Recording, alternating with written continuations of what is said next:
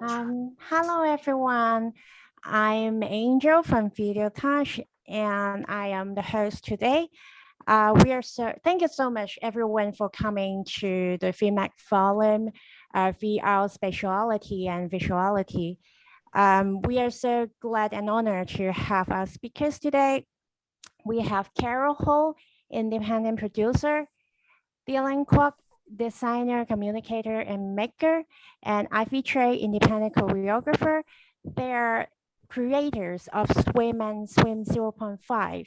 SWIM 0.5 is a VR video work that has been shown in the CCDC Film Festival in 2019. And another speaker would be Kristof Crolla.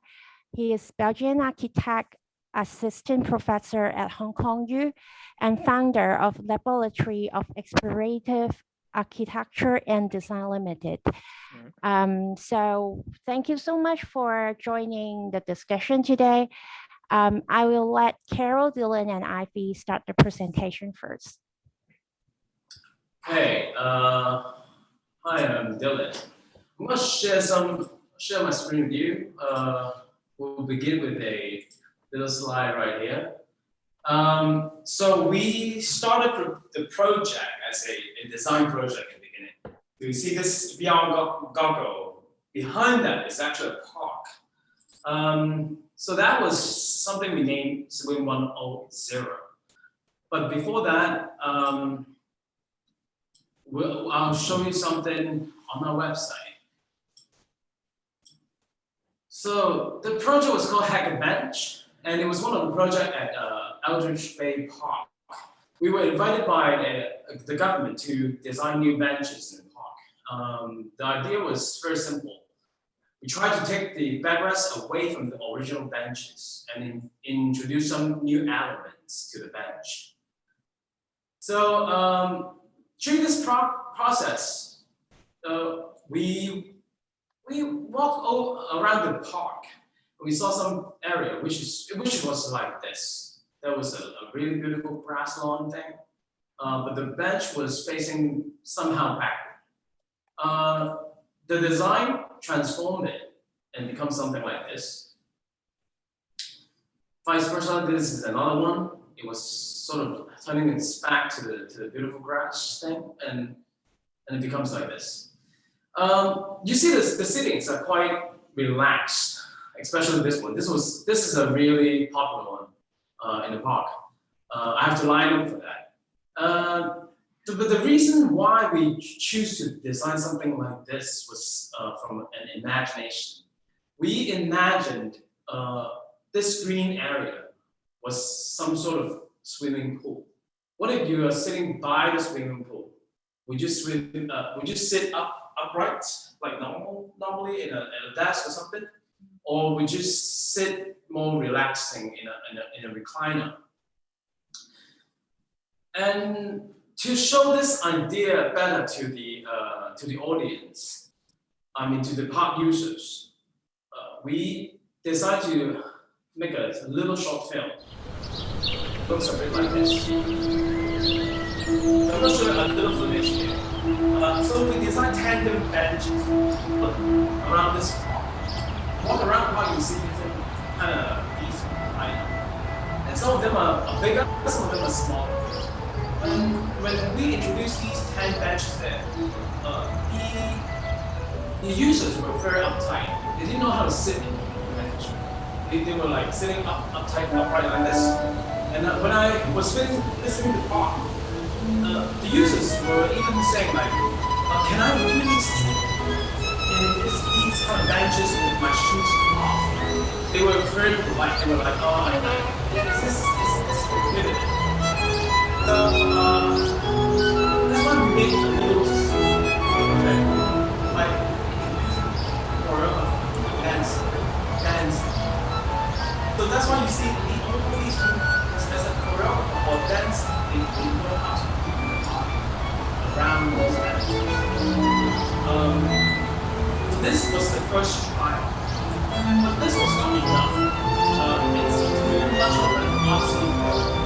Well, it is like, okay, that's what it is for this.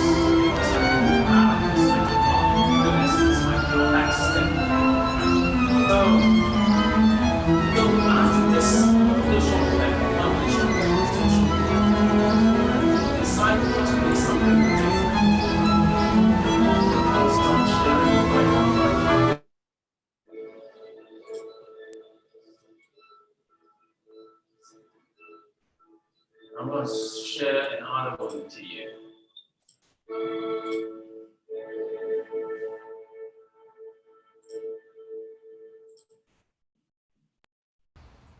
So you can see my screen right now.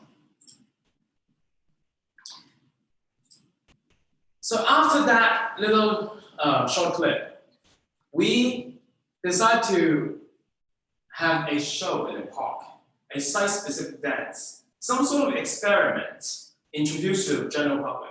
And you see in the picture right here, there were two lifeguards. Basically, they were helpers trying to put the goggles on the viewers, the park users. And sitting next to the female lifeguard is actually one of the dancers. We call them swimmers.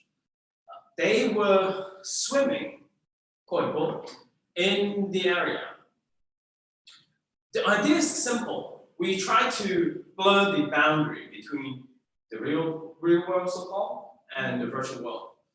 And even in the real world, we have these kind of little strange movement that you have two dancers there.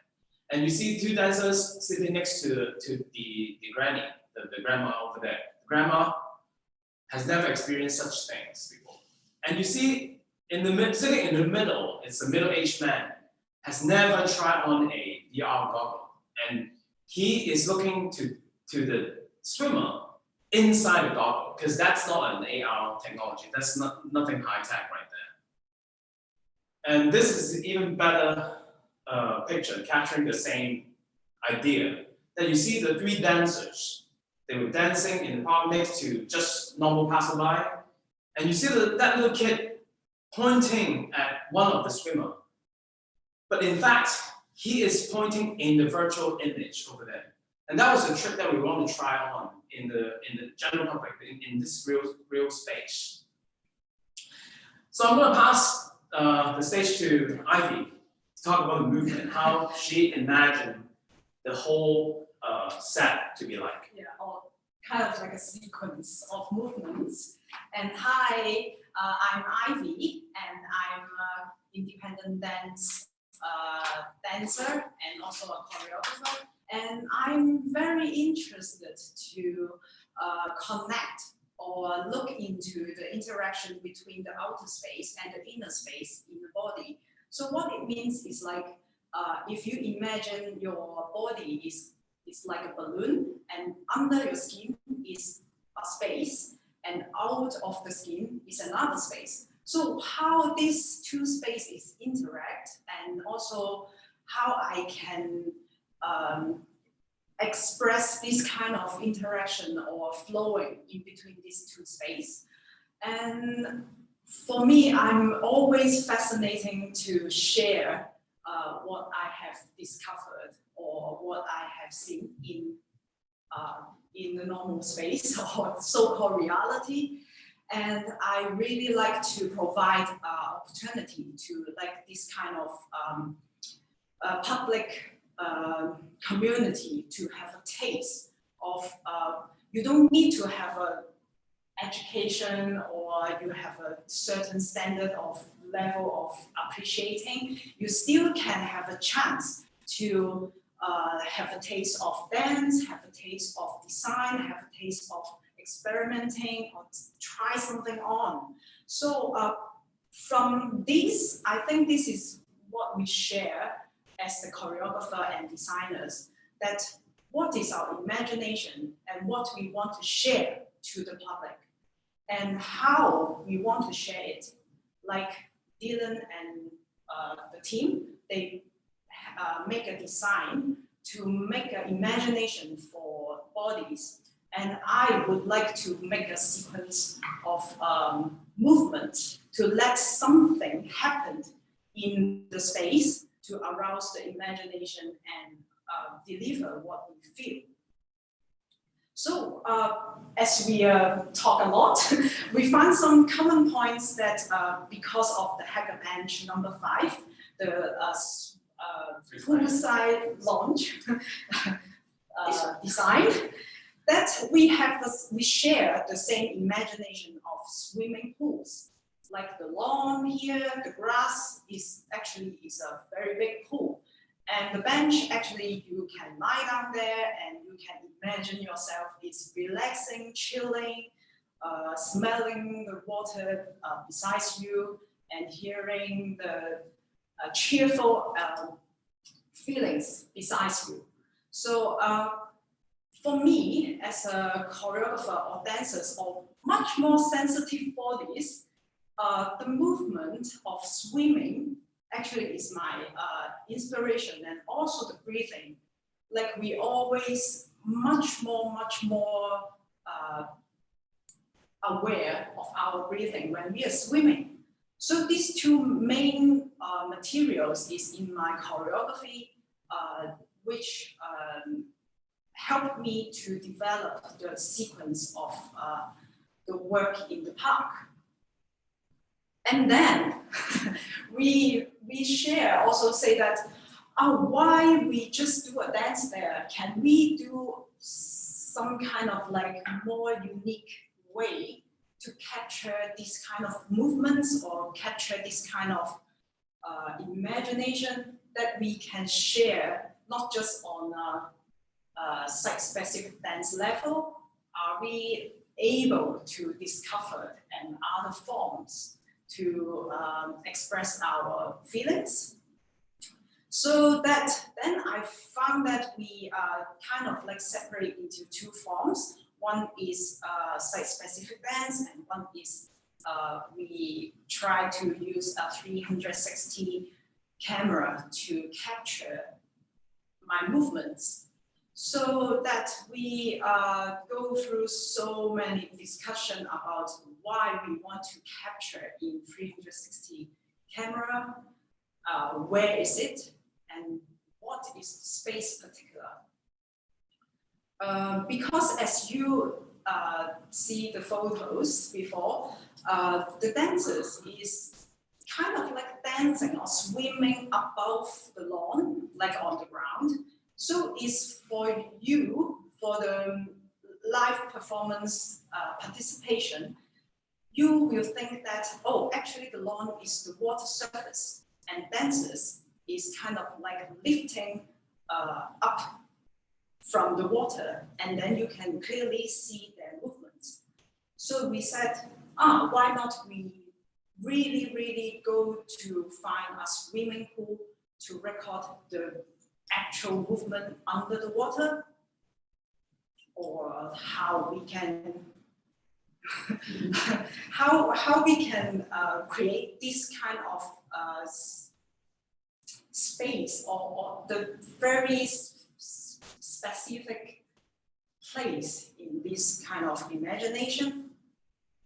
And then we found a space. We found T Park basically. Yeah.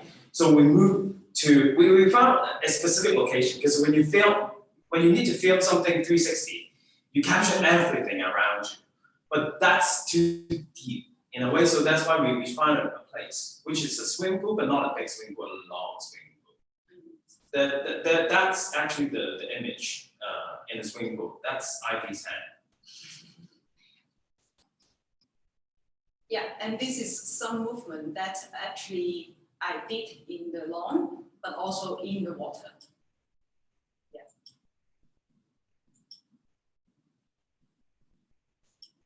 So you can clearly see the differences, because like Ivy just said, in that park, the dancers are dancing on the ground. When we can see our viewpoint is actually everything above the ground. Whereas in this pool, all of a sudden you can submerge your body. They can submerge their body inside. And that's why the viewer would move their head, would have the head movement sort of like up and down, left and right, left to right. And that's something we were trying to synchronize in a way.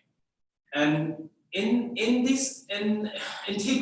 T-Spark, basically, we also invited a sound artist from Australia. And he went there with us during the morning, 2 o'clock in the morning, very early, midnight basically, to record the machinery, machine sound under the water, and also during Ivy's sequence. Yeah. So then you can experience not only just the splashing sound in the water, but also when Ivy's body, when her entire body submerged inside under the water, you can even hear that sound from her point of view. I think we in this journey, I think we are gone through so many discussion and experiment that leads to we discovered different layers of like how to propose an imagination, and also different layers of how to put yourself into a bubble. Yeah, to taste different layers of senses.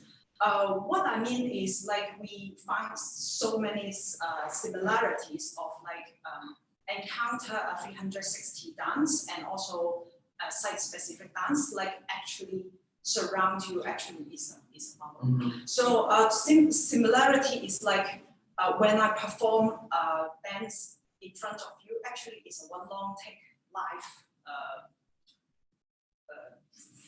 sequence. And when I did the dance film, also is a one long take of filming experience. And another similarity is like we can provide a viewpoint that the viewers actually can choose their viewpoint in one spot or moving spot, but we haven't really discovered it yet. But this is some kind of like really a similar point.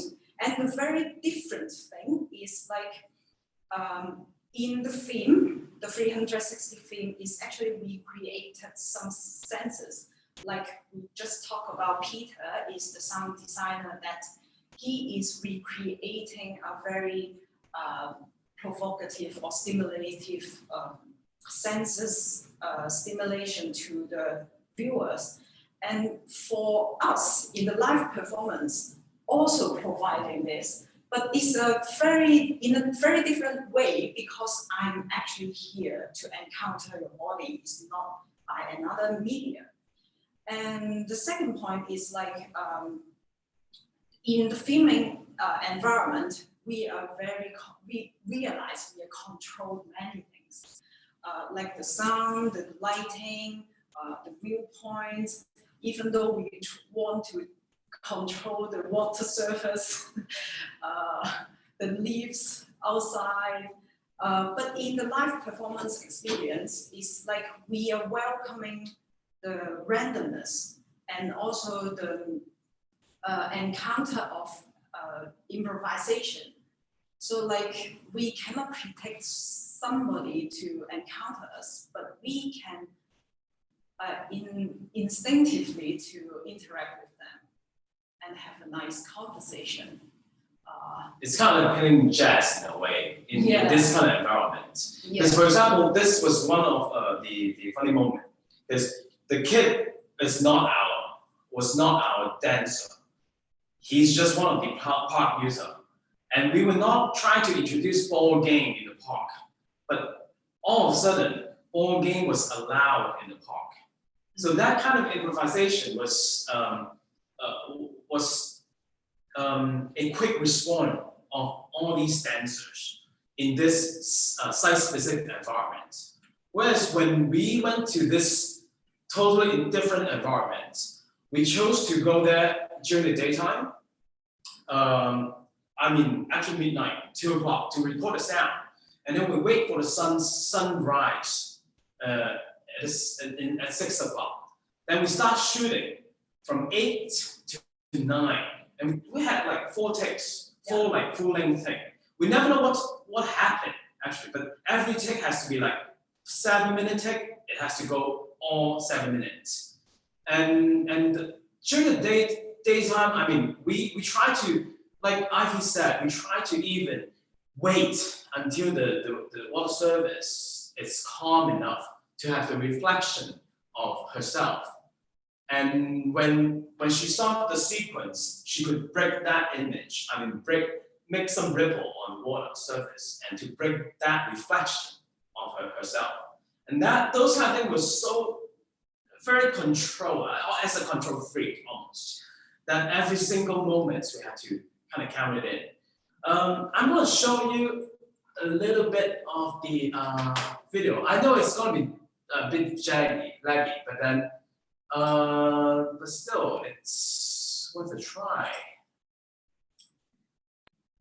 So I guess you can see right now it's a little VLC version of our 360 video, and we planned even this little slogan there, because when you have an on-site experience, you put this goggle onto your viewer, your user, your audience. You need that 2 seconds of adjustment.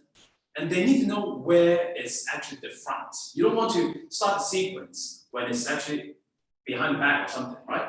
So that's the beauty, or like the downside of 360 movie. So that is the first little several seconds. You see the reflection of the water, and the sunlight was really good during the time. It was 9 o'clock, and we waited for that moment to film this sequence. And it's a 7-minute movement exploration. So every single movement was very controlled in this environment. And you see, this is a long pool, and behind this wall right here, we set the lights there too, because it's not enough for the 360 camera to capture enough. I mean, it's not that light sensitive with the 360 camera that we use back then. So we set 2 big, gigantic halogen light on those 2 sides, like one on this side, and if you may, I'm going to turn it to the other side right here. It's a bit laggy, but don't worry about it. It's going to be more about technical things. So here we hide another one. We hit another one, another lamp here. And because of the long pool, thanks to the long pool, people would explore around in their goggle by turning right to left and up to downward. And also thanks to Ivy's movement, right? That we plan to have only one dancer there, so that the lady in red dress or red swimming suit in this case would move across this long or like 360 screen. So that was the idea behind Swim 1.0 and 0.0, which is actually the movie right here. I'm going to stop it, and then I'm going to share again this slide.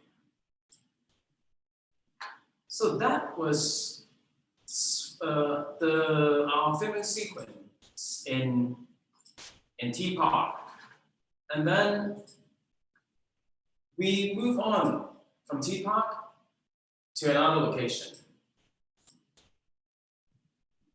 So wait for the slide, it goes down to this one, which is called Swim 0.5, and I'm going to introduce Carrol to speak about this exploration.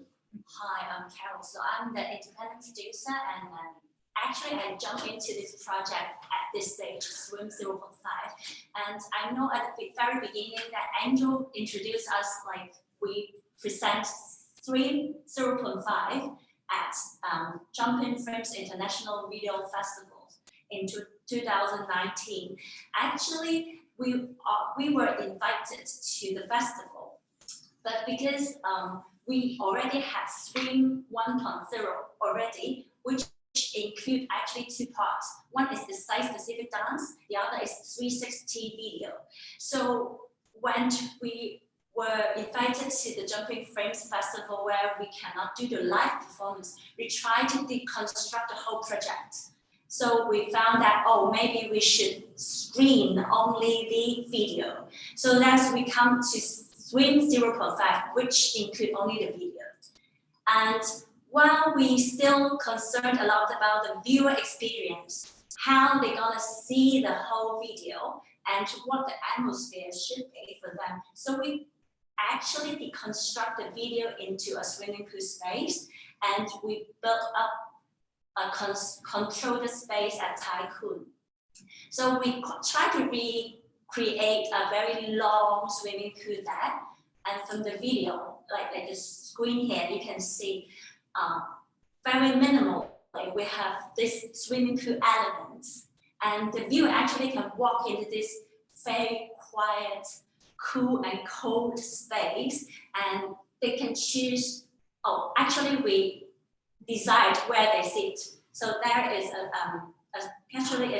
safety bottle like chair and also a towel there, so they can choose where they are going to sit. But actually, it's that spot. This is someone come in alone. If coming together, one can sit and the other person can explore in the space. So, but you can't see your partner, but you see the video just with someone. This was not staged. This was captured by us, and they were two different viewers. They came in, and then one of them was trying to explore the space by himself, and the other one was watching that video in that 360 camera. Yeah. I mean 360 goggle. And maybe sitting like this. And this one came in alone, and I viewer there, like, but the person didn't know at all that we take this photo. So this is how we kind of like develop the whole thing or deconstructing the whole thing, and then we start to ask what's next after this experience. Will we have SWIM 2.0?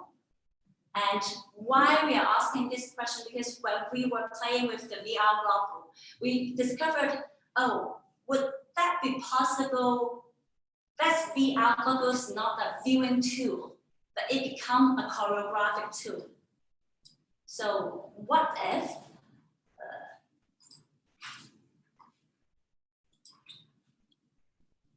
we put it on to the performer?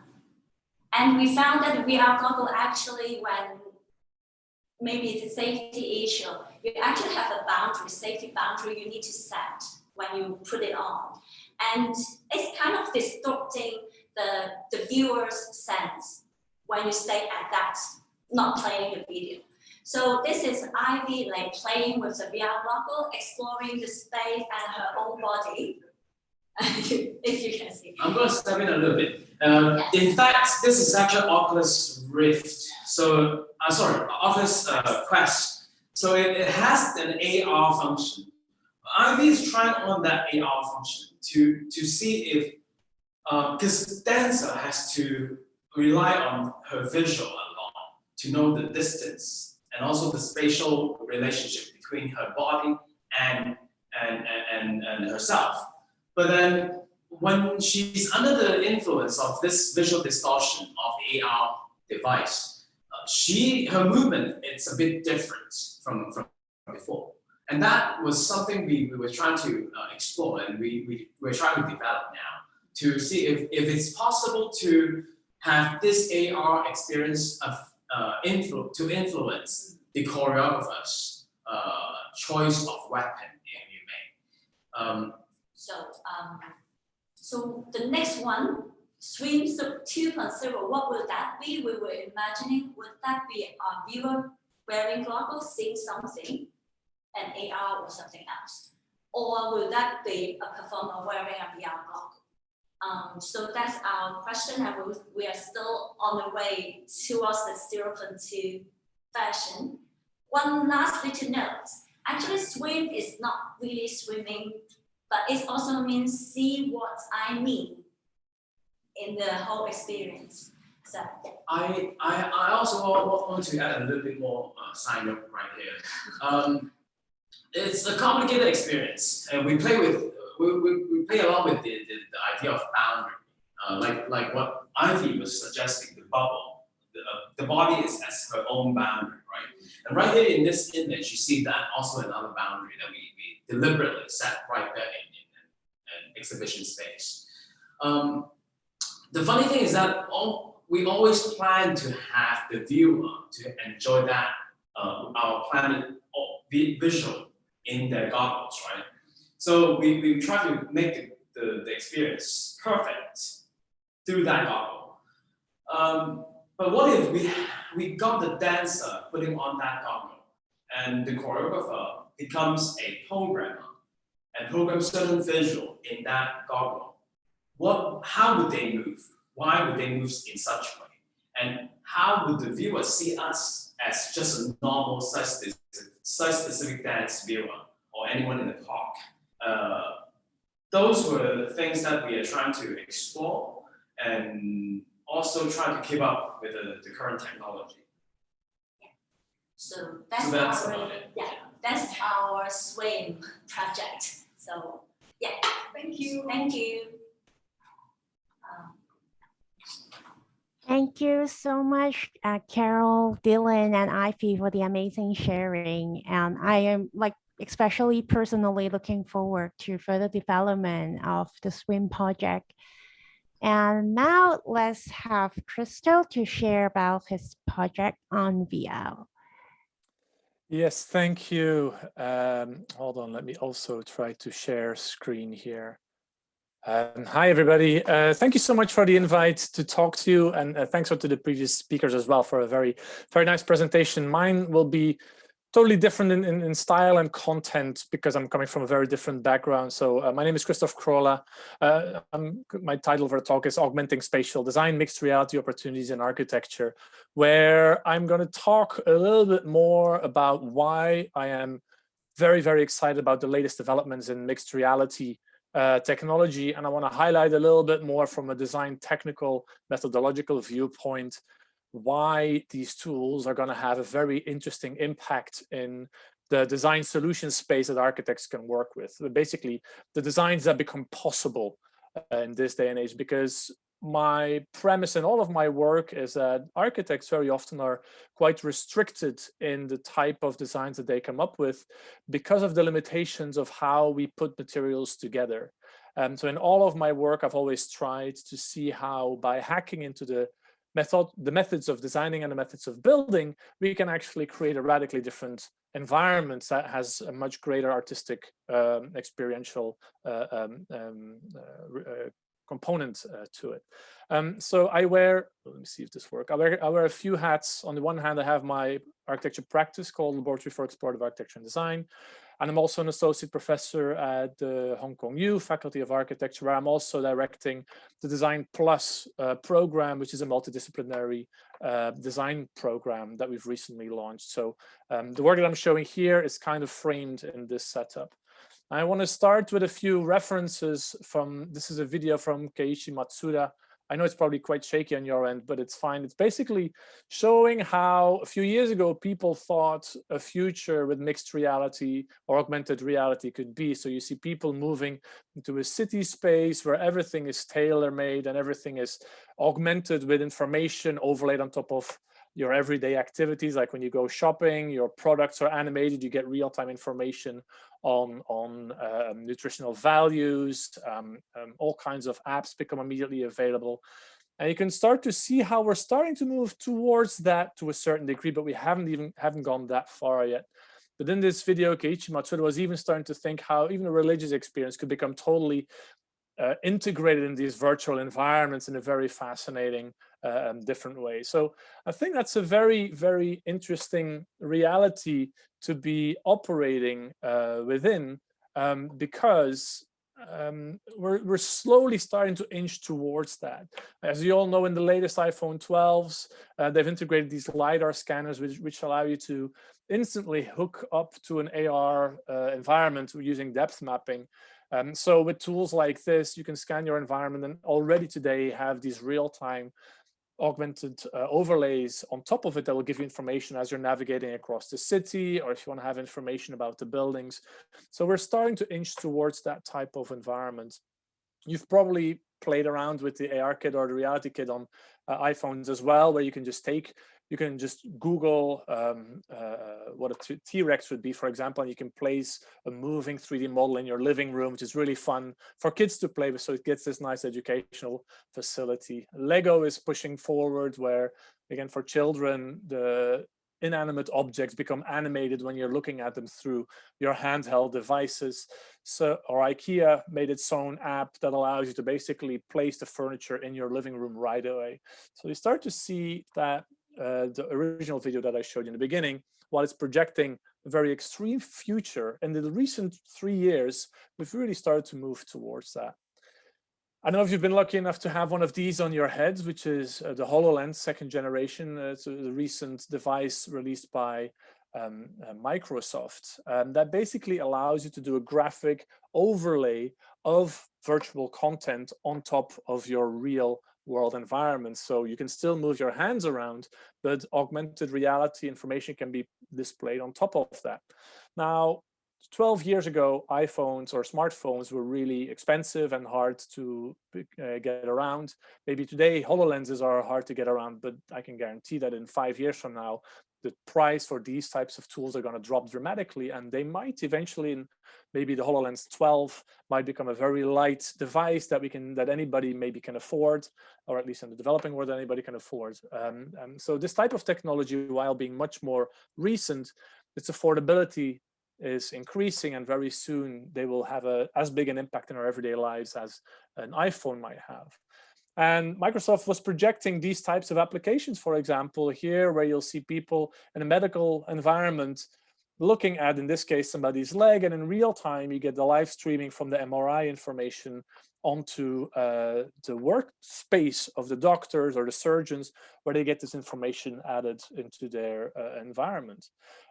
It's also going to dramatically change, for example, education. Like here is in vocational training, where there's an instructor, or maybe this is a help desk that's instructing a person on how to fix a machine, or it's teaching somebody how to do some mechanical engineering work.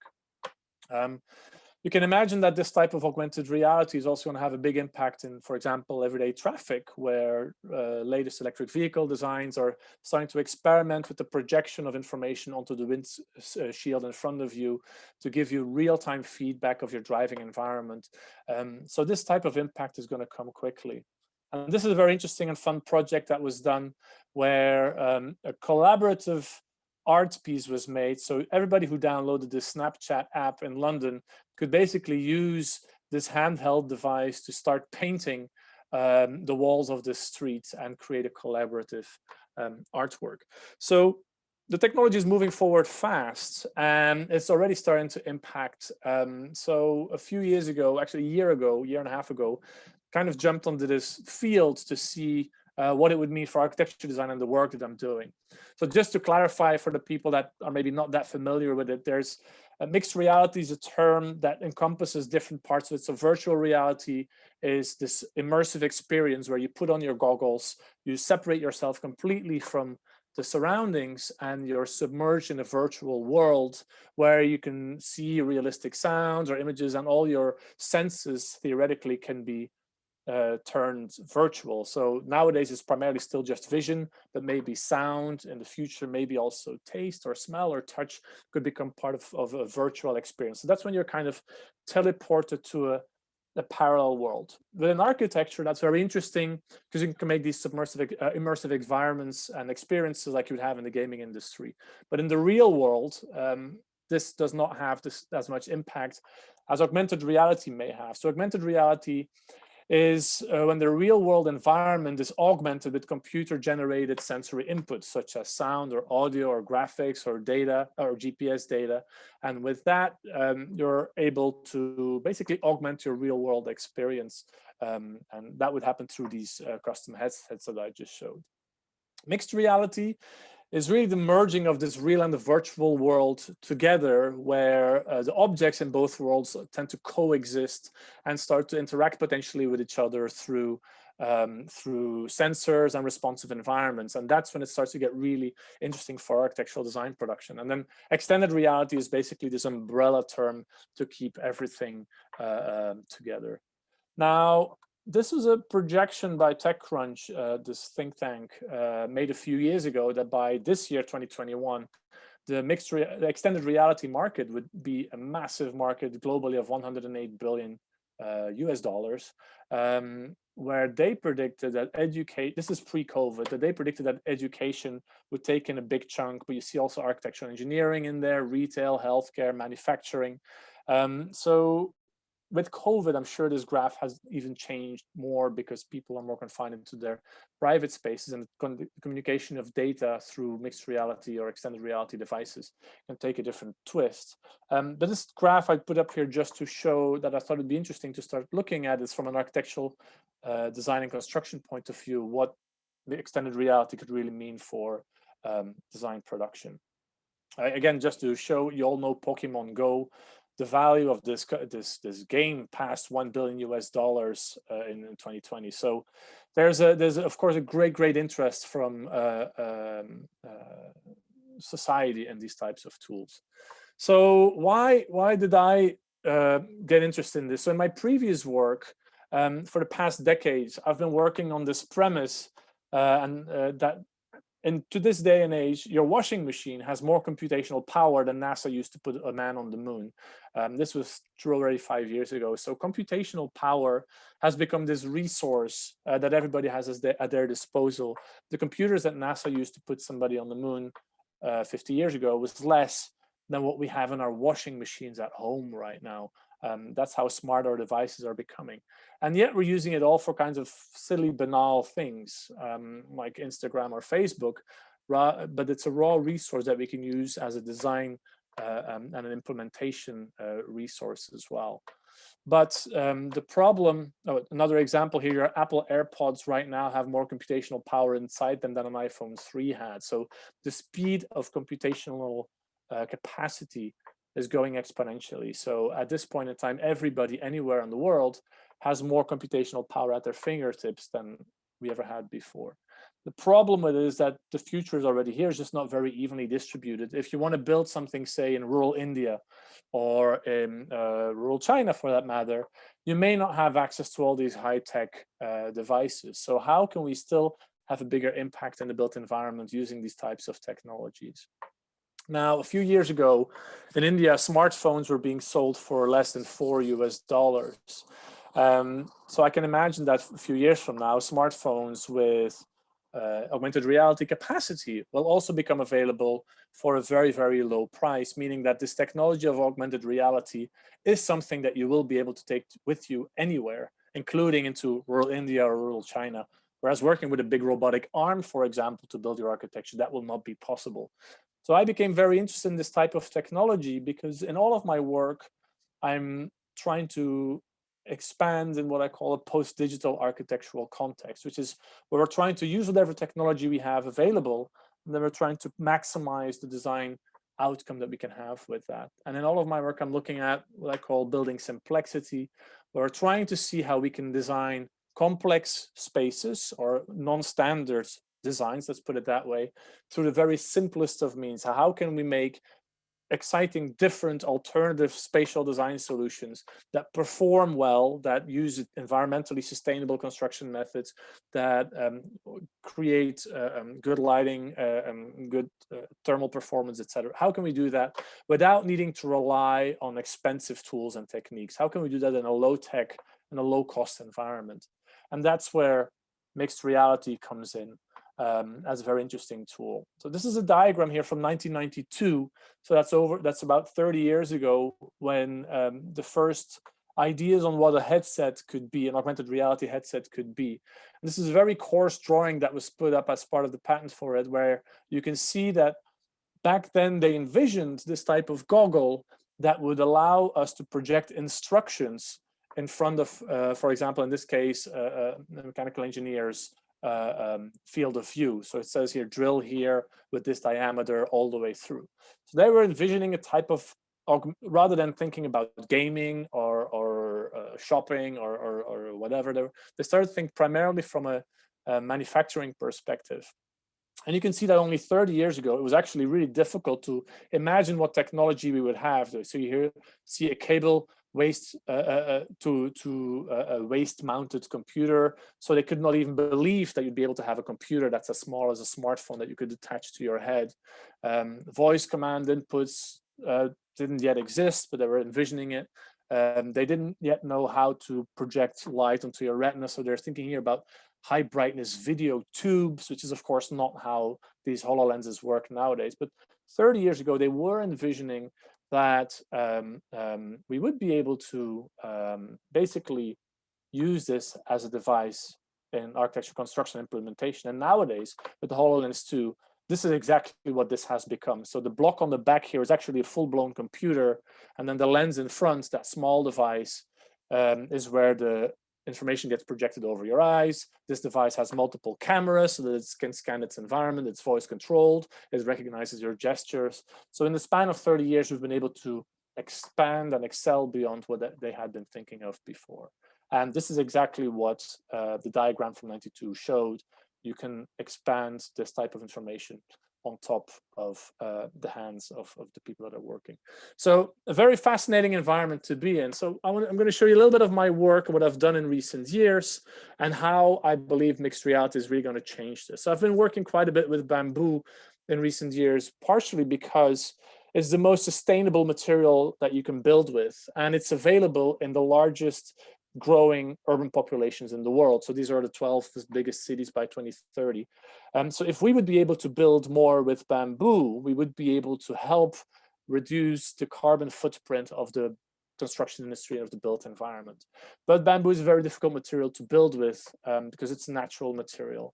But in Hong Kong, as you all know, bamboo has been around for generations, and we're using it as temporary scaffolding in all of our constructions. So it's a very important Cantonese craft, but there's a problem with it, and that is that the craftsmanship is starting to disappear. Fewer and fewer people want to enter into this trade, and we risk that we lose this very important cultural heritage. So nowadays, every year, there's over 5 million bamboo poles being used in the construction industry, and using very simple techniques like the length of your leg or the length of your shoulder, and a simple system of grids and diagonals, and a simple knot that I can teach you in 15 minutes.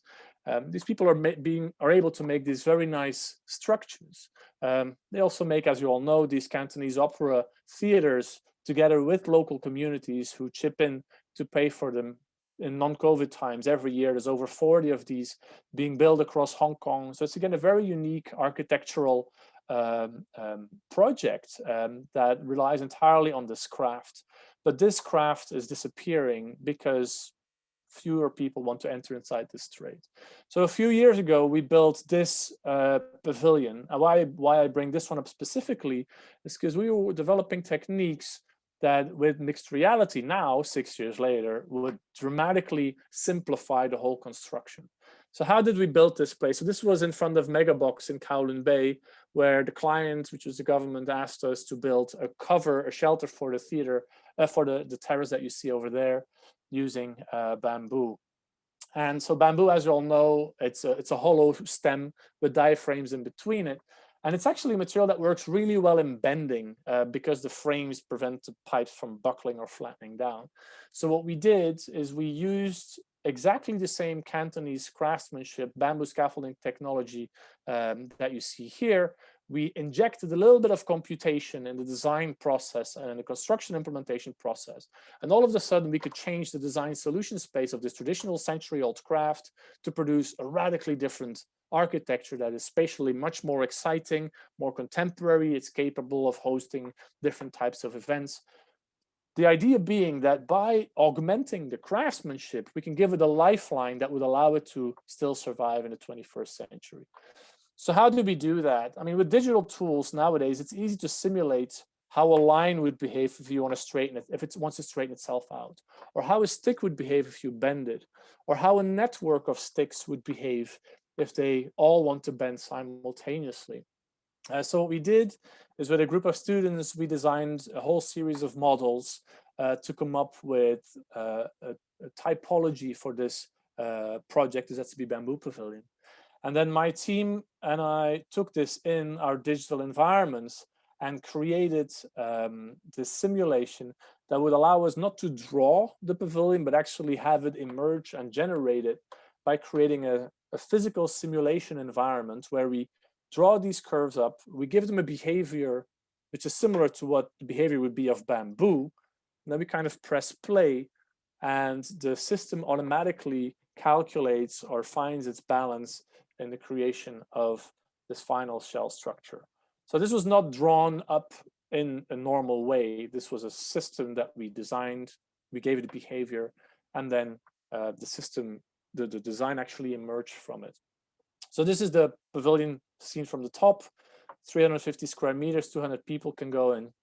But the real challenge became, how are you going to build that from bamboo, which is just a natural material that we harvested in Guangdong, brought to site, cleaned up, and then, yeah, from these raw poles, we had to build the actual structure. So if you look at the digital model, we have all these curves, and we can easily find the intersection. So basically, what we need to find was a way for the craftsman on site to build this three-dimensional, very complex shape without any plans or any drawings, because they cannot bring those up into the scaffolding. So how did we do that? What we did is we digitally took all of these lines and we straightened them out. We unrolled them, keeping track of the intersection points between all of these different curves. So here you see some of these drawings where the intersection points between one bamboo curve and another bamboo curve was marked up. Now we printed these big sticker sheets for the contractor, where you see, for example, on pole C14, where it's intersecting with pole A1, pole B15, and C14. So then what they had to do is they look at the spreadsheet that we give them, they take the bamboo poles, they cut them to the correct length, they give them their correct number, and then on a very long 40-meter bamboo table that we made, they put all the poles together, they tie them together with the traditional knots that they always have used, only we used the silver metal wire instead of the plastic ties. And then using these drawings, they marked up where the intersection points, in this case of pole C18 with pole A12, needed to be.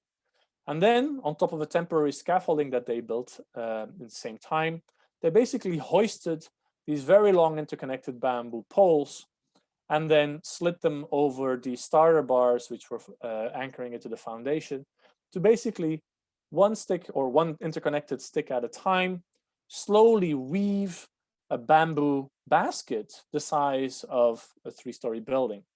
Just cold bending the bamboo on site, no added heat, bending it over the different columns, and then using these wedges or simple techniques to figure out how to match the sticker labels that we had stuck on each and every one of these bamboos.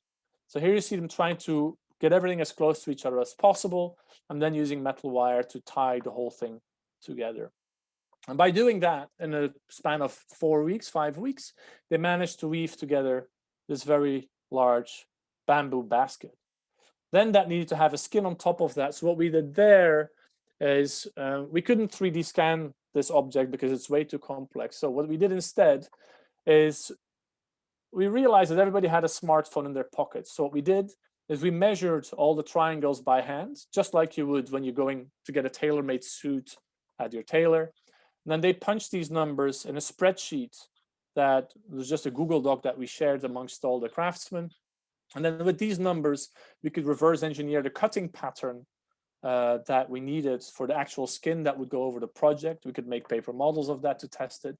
And then we went to a factory in Shenzhen where they produce circus tents typically. And there they had one of these big computer-controlled cutters that allowed us to cut the computer files, cut from these rolls of fabric, simple triangles that were then very carefully numbered and carefully interconnected to each other, stick together and then fuse together into one giant sock, that a sleeve that was basically draped over the whole project and brought to its perfect position, and then tied to the bamboo structure, tightened up at the base, and that was the skin that went over it.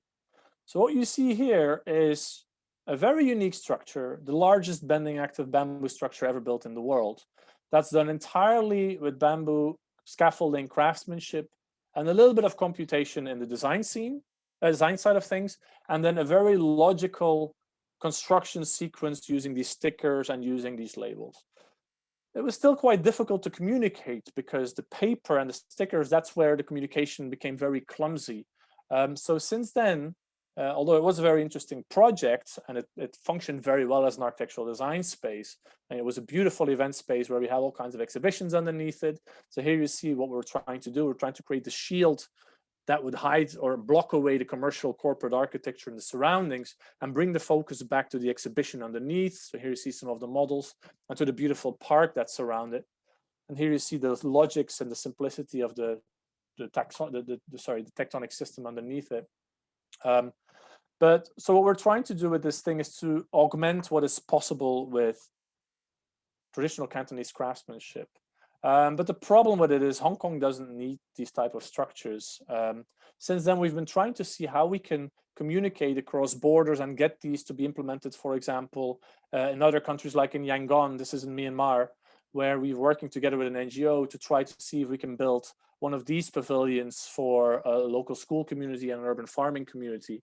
And there we would need to have a very different way of communicating with them, maybe even remotely. So if you would have the craftsman on site wearing some of these HoloLenses, for example, you can imagine that the communication can become very different or very much more streamlined. So what we've been doing since, we've been experimenting with trying to see if we could actually do that.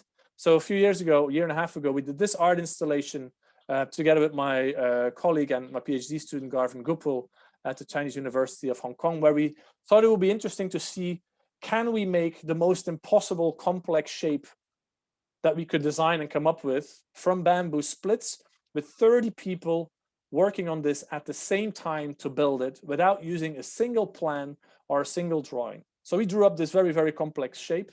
And so what we had here was 5 of these HoloLenses and then another 7 smartphones. And they were all hooked up to the same digital models. And what we did, and this is looking through a phone, showing the virtual content and the analog content simultaneously. What we got the people to do is to mark up and cut all these pieces without using a single piece of paper. And then, so here you can see the view through an augmented reality device. We had these virtual or holographic guides designed that would allow them to slowly assemble things based on our instructions. So that's what somebody would see if he's looking through one of those HoloLenses. And so basically, over time, the students were able to slowly build up this beautiful, beautiful art piece. And I'm going to quickly show, I'm going to stop share for a second. I'm going to share again with the better video setting so that I can show you the video of this. 1 second. So let me share screen again with video streaming, just for the video that shows the whole thing. And here we go. You got an organ going there. No wonder the sound has so much body.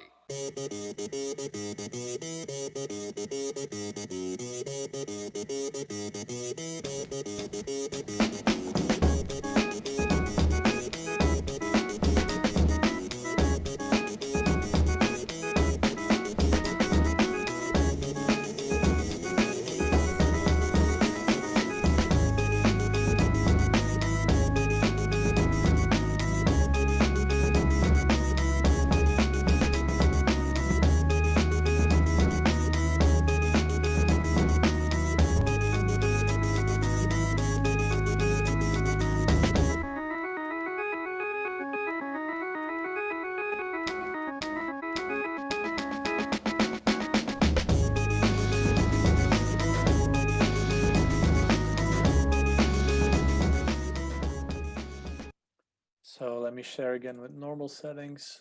There we go. So what that installation kind of proved to us was that we're able to do this on a small scale. And since then, we've been working on this pavilion that we were supposed to have built by now in Taiwan, but since we cannot travel, it became impossible. So we recently did an experiment to see if we could build one of the columns already using augmented reality again as well. So here you see the tests that we built. This is what, 2 months ago now?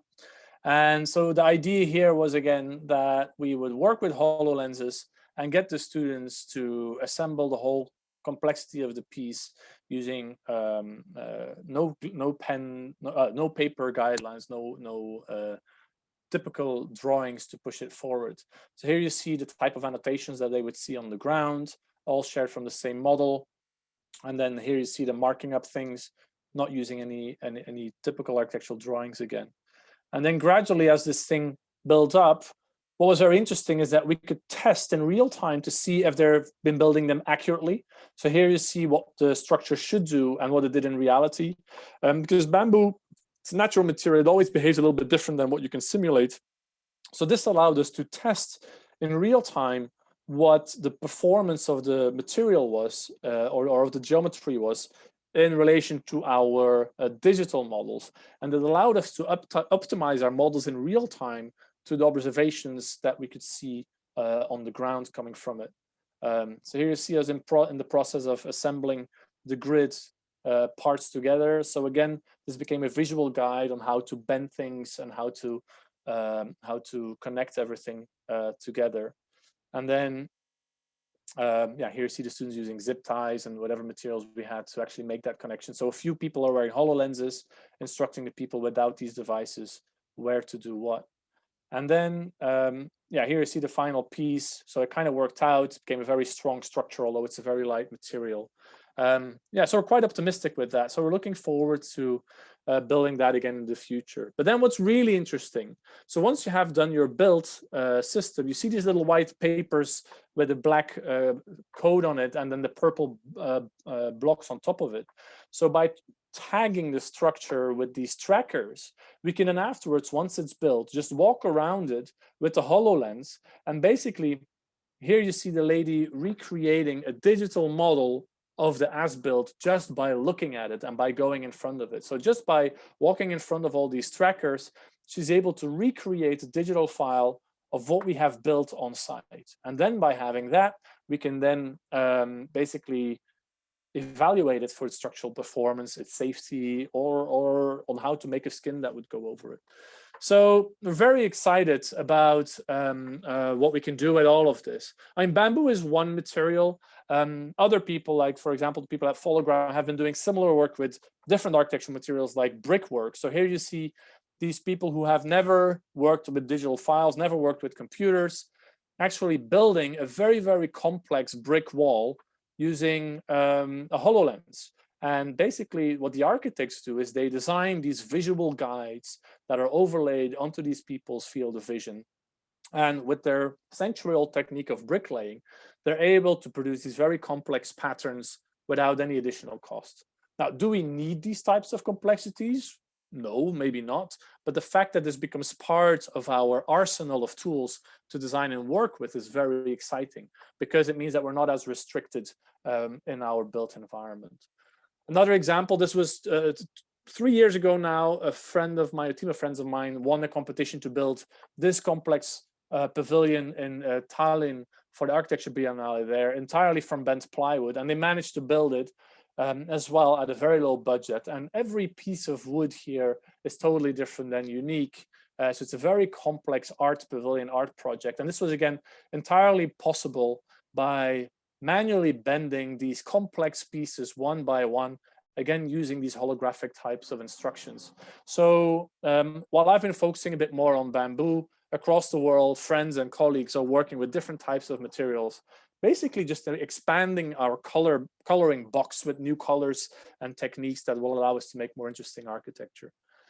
So all of this work is to be continued. I may have mentioned in the beginning, it's a bit early for me to talk about this because we've just recently started dabbing into it. But in the coming years, you're going to see a lot more work coming from us.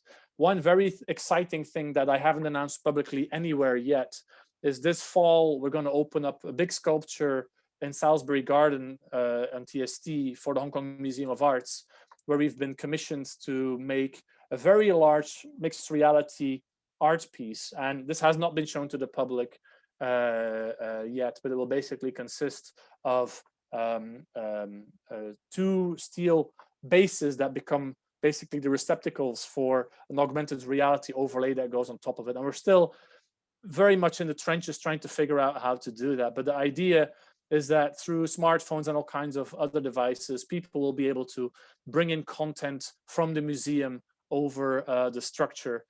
So this is just a quick tease of something exciting that we're going to do in the fall. Simultaneously, I'm also setting up a HoloLab here at Hong Kong U, where the idea is that we're going to try to set up multidisciplinary research collaborations with all kinds of other faculties, whether it's education or vocational training or engineering or medicine or architecture or design, to see how mixed reality, extended reality can provide a radical change in our environment. So yeah, with that, we publish all our work on our LEAD website from the office. So have a look there if you want to see more. The future's already here. It's just not very evenly distributed. You won't have robots if you're doing something in rural China, but your washing machine has more computer power than NASA used to put a man on the moon. And you're going to be able to access it as you will with extended reality from anywhere on the world very soon, thanks to the amazing technology we have. So as designers, as architects, you have to start thinking differently about how we put our spaces together and how we can make a more interesting, engaging, exciting, better performing, more sustainable built environment around us. That's it. Thank you very much. Thank you so much, Kristof, for the very informative and interesting sharing. And it is very exciting to see your upcoming project as well. Like, I feel very honored to learn it here. So now I will open the floor to the audience for questions, and please feel free to like type up your question or simply voice out if you have any question.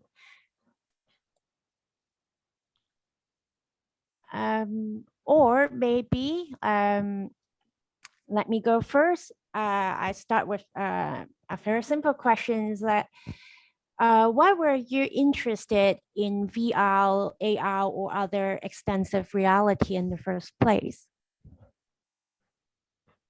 Want me to go first? Yeah, sure. Yeah, sure.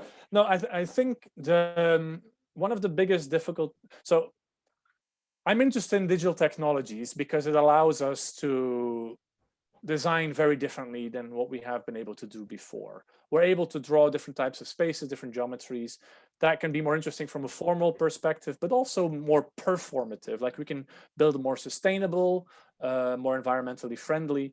But one of the difficulties that we have with that is what we can do in the virtual world on our computers doesn't per se match what we can do in the real world, because in the real world you have gravity, material thickness, cost, and all these inhibiting factors.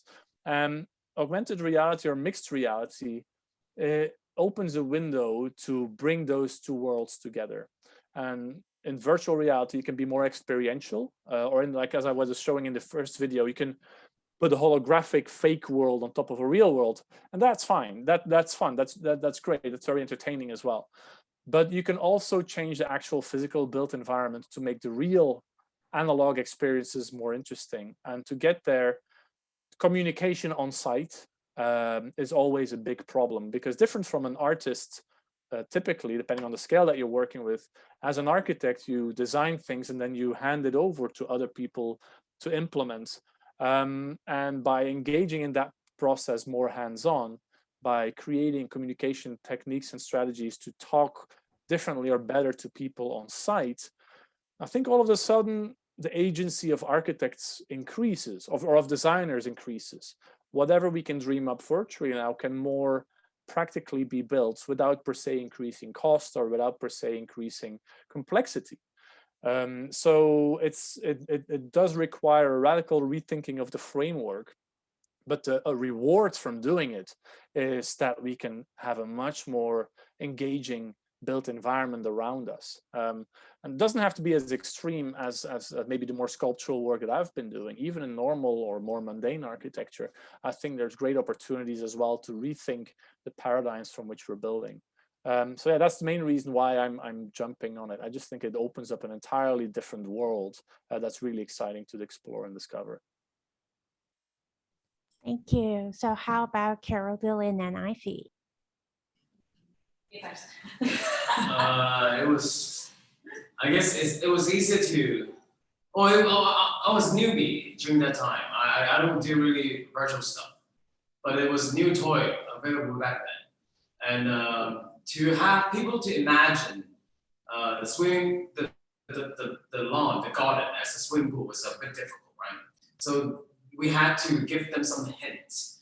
And that hints was not enough with only site-specific dance. It was also, we need something more, which is actually the 360 video. And that took us into a new area, basically, that we could explore our body differently. Not only as a viewer, but also as a dancer, or even as a helper in a way. So, and this reality, right, like Kristof was just saying, this extended reality goes beyond, in a way, our visual needs.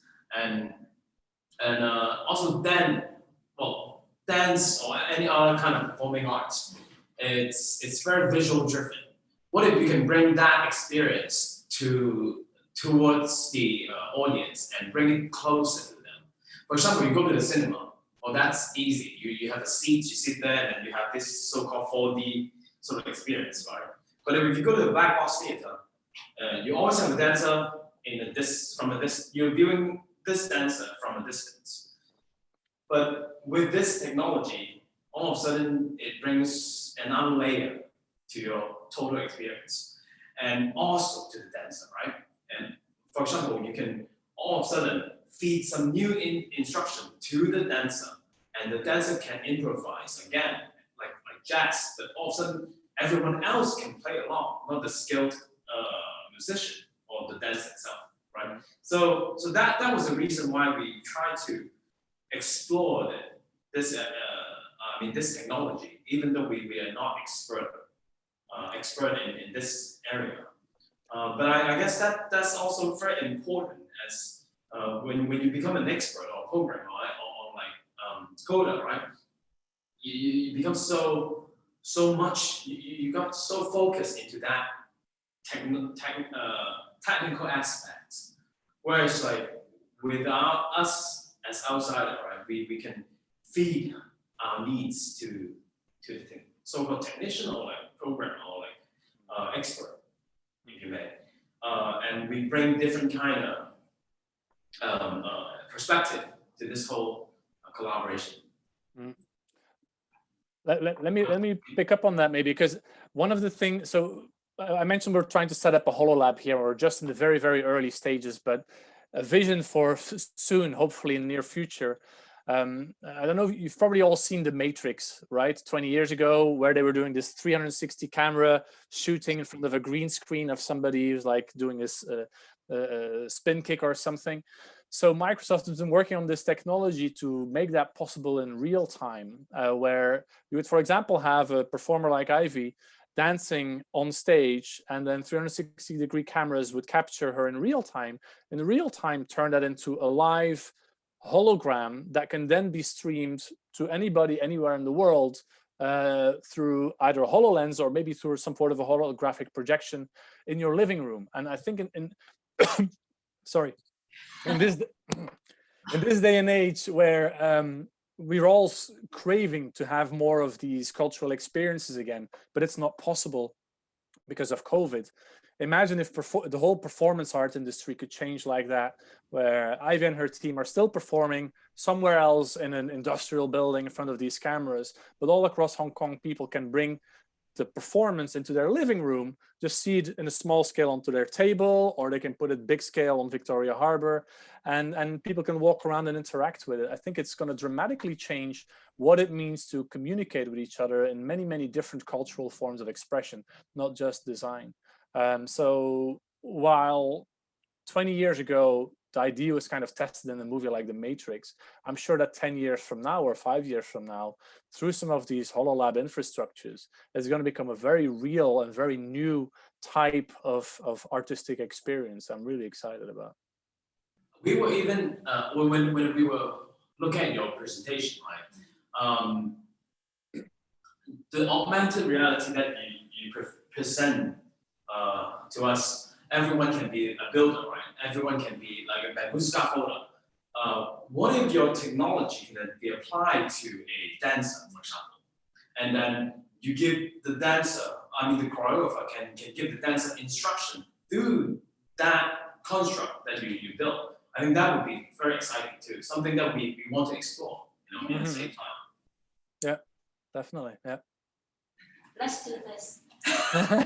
We're gonna visit you. Yeah. Please do. Always welcome. Always welcome. We're starting to get the equipment now. Let's do that. Yeah, with collaboration starting now. Okay, good. That's why we're doing these talks. Yes, we have feedback and questions. The feedback is very short from Cynthia Liu. She said, really cool, thanks for sharing how we can create creative structures through holography in the post-digital age. And we have a question from Alejandro Zamudio. He said, hi, thank you all for your insightful inventions. How do you think these distinctions between AR, VR, XR, etc. would hold up or would become anachronistic or quaint or even meaningless in the future as technology advances and people get more used to it? Think about how being powered by electricity would wear enough to be a selling point like 100 years ago. Yeah, I think even being digital was a selling point 20 years ago. Like you would have a digital camera, digital this. Nowadays, if you say that a tool or an object is digital, you're definitely not going to get a market advantage of it. So these types of technologies, when they enter the market, they have a shelf life where they're unique. And then after some time, they become like air or like drinking water. They're just part of everyday life. And not being digital or not being electronic would make it kind of a rarity. So I'm sure that with these types of technologies, that's going to happen as well eventually. And there's going to be, we're going to migrate towards blurring between the real world and the virtual world. There's now recently NASA sponsored a research group to make contact lenses that would allow you to have these type of holographic overlays. It's still science fiction, but then if you see how quickly things go, your children are probably going to experience that in their lives. So yeah, I do think it's going to get outdated very quickly. But the technology changes so rapidly as well that we have to make sure that we make the most out of its benefits right now. And especially within the construction industry, I think things move very, very, very slowly.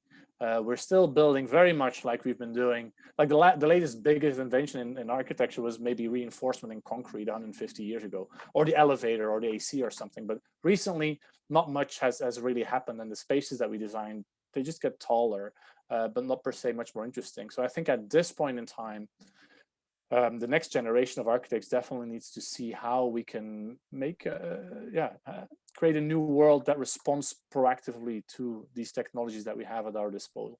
But 100 years from now, yeah, then it's going to be meaningless. The label will be. Any response from like Carrol, Dylan, and Ivy about the question? The question was about construction, was it?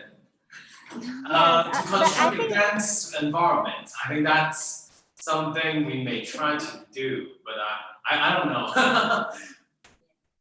I think 100 years from now, I won't be alive. So I won't think that too far away. So I will just try to like explore what we are having now and what we can do from there. Always like technology is so fast that we cannot catch up, but yeah, just use it. I have a question for Kristof actually. Because I'm not exactly an architect, but I work with designers and contractors. The technology you have there, it was almost like opening a new opportunity for everyone to build. So you open basically a new area of DIY buildings, right? Like a new IKEA, basically. You can build your building yourself.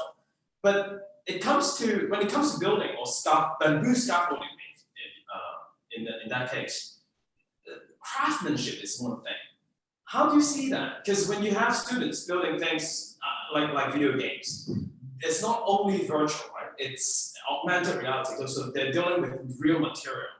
And what does skill mean in the whole setting?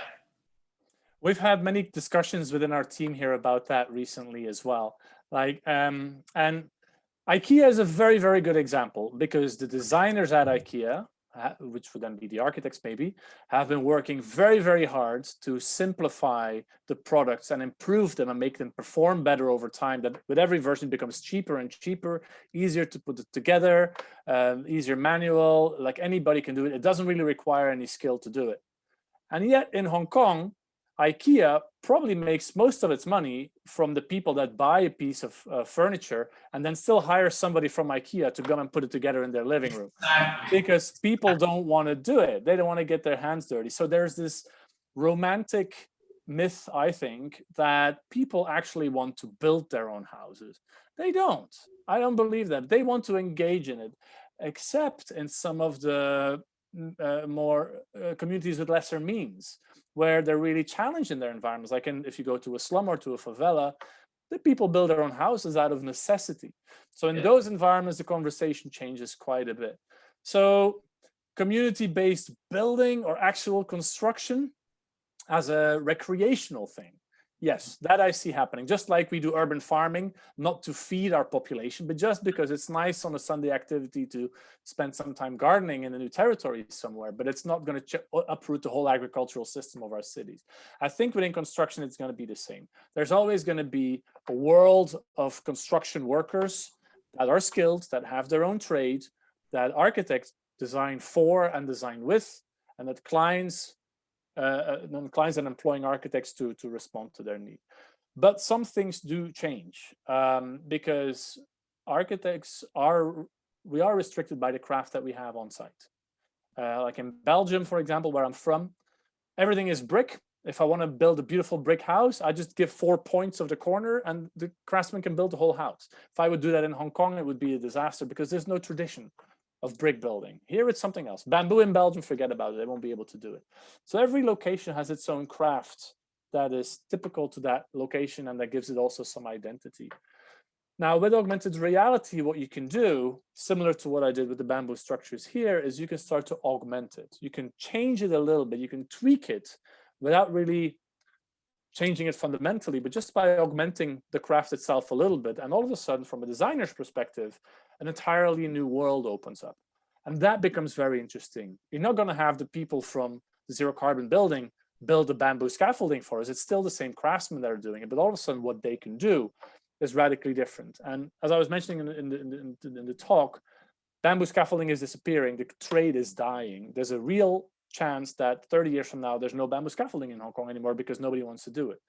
But if there's a demand for it because a different type of building comes out of it that is beneficial to society, either for historical conservationist reasons or for experiential reasons or for sustainable reasons or for cost reasons, all of these were qualities of the ZB Bamboo Pavilion, then maybe there's a new lifeline for these types of trades and crafts that will allow it to change.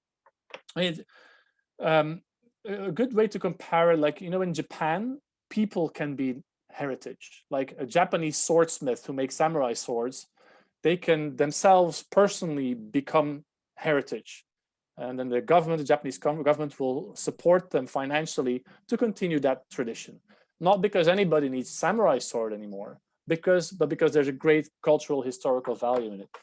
And in a way, that's not where I want to go, because then it becomes like an anachronistic or quaint, meaningless aspect in the future, like Alejandro's question was asking earlier. If instead of that, you can adapt it so that regains functionality and real impact in society, and then it gets really exciting. So I just see it as a change, an augmentation or a shift or an adaptation of craft. Bricklaying is still going to be bricklaying, but they're going to be able to do some slightly different things. Woodwork, very exciting, very different things. And where it's going to get really exciting in the next couple of years is when the precision of the augmented reality tools becomes higher.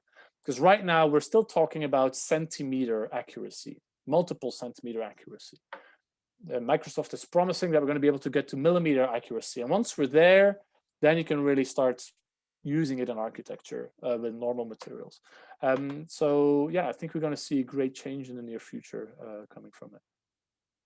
Awesome. Thank you. So because the time is running out, so it would be our last question. May I know if there is any question from the audience? If not, I have a last question for you. So from your experience, how does this technology like VR, AR, extensive reality, change people's perception of space? So who would like to go first? All yours. It's a broad question. It is a very broad question, but in VR's case, it's visual, right? And then I guess I cannot really speak for Ivy, but I think when Ivy was trying that AR goggle inside that area, and all of a sudden her visual was distorted, I think that creates some kind of new experience, or even new, choreographic experience even to you. I think it's a really, really broad one, and for me, it's still a very mysterious one as well, because I'm really still in the process of like exploring this new space, because it's not a real space, but in that sense, I have to go there more to explore what is it, and what is the features of that, and how we can, or what we can do in that particular space, and make the space is not a space, is a place for us to do something is very specific. And also I think is